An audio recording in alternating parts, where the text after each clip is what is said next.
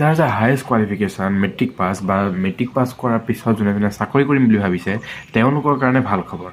কাৰণ ৯,১৯৫টা পোষ্টৰ চাকৰি ওলাইছে। হয়, এইটো চান্স বহুত বেছি আপোনালোকে পোৱাটো। মই চাকৰিটোৰ কথা কোৱাৰ আগতে যদি এইটো চেনেলটো নতুন চেনেলটো প্লিজ ছাবস্ক্ৰাইব কৰি লওক আৰু পাৰিলে লাইক কৰিবলৈ ভিডিঅ'টো শ্বেয়াৰ কৰি লওক যাতে সকলোৱে এইখিনি কথা গম পায়। তেতিয়াহ'লে চাকৰিটো হ'ল CRPFৰ ফালৰ পৰা আহিছে, চেণ্ট্ৰেল ৰিজাৰ্ভ পুলিচ ফ'ৰ্চ। তাৰ কাৰণে তাৰ কাৰণে হায়েষ্ট কোৱালিফিকেশ্যনটোৱে লাগে মেট্ৰিক পাছ। কিছুমান পোষ্টত খালি ITI-টো লাগে, কিন্তু বেছিভাগতে আপোনাৰ মেট্ৰিক পাছটো হ'লেই হ'ল। আৰু ইয়াৰ লগতে আৰু এটা ভাল খবৰ যে ইয়াৰ আৰম্ভ হৈছে 20 তাৰিখৰ পৰা। আজি হ'ল 9 এপ্ৰিল, মানে আজি হ'ল ইলেকশ্যনৰ ডেটটো। দিন আছে বাৰু, এতিয়াও 11 দিন আছে, কিন্তু তথাপিও আপোনালোকে এইখিনি নথিপত্ৰখিনি যোগাৰ কৰি থওক, ডকুমেণ্টছখিনি। আৰু লাষ্ট ডেট হ'ল 19 মে'।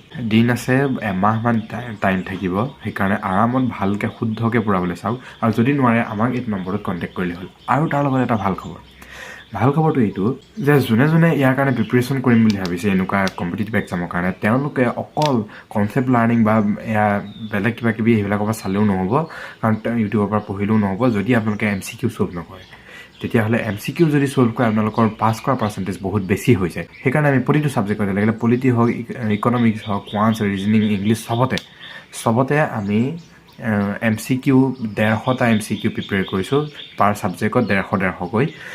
আৰু প্ৰতিটো ছাবজেক্টৰ মাত্ৰ 19 টকাত, হয় মাত্ৰ 19 টকাত আপোনালোকে সেই প্ৰতিখন PDF পাব। মাত্ৰ এই নম্বৰটোত কণ্টেক্ট কৰিলে হ'ল, যোন নম্বৰ ওপৰত দিয়া আছে।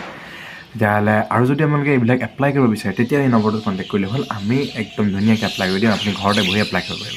ধন্যবাদ।